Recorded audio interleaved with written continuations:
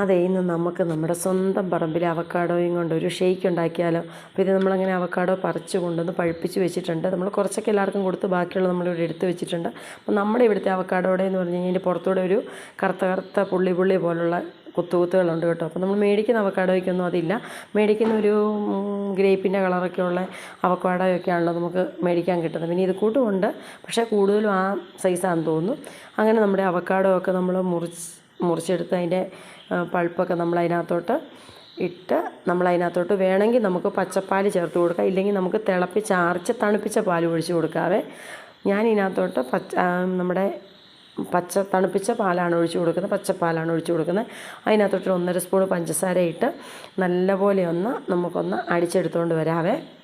അപ്പോൾ ഇത് അങ്ങനെ നമ്മുടെ പാലും പഞ്ചസാരയും അവക്കാഡോയും കൊണ്ട് നന്നായിട്ടൊന്ന് അടിച്ചെടുത്തു. അപ്പോൾ നമ്മുടെ ജ്യൂസിൻ്റെ 2 ഗ്ലാസ്സൊക്കെ മേടിച്ച് വെച്ചിട്ടുണ്ടായിരുന്നു.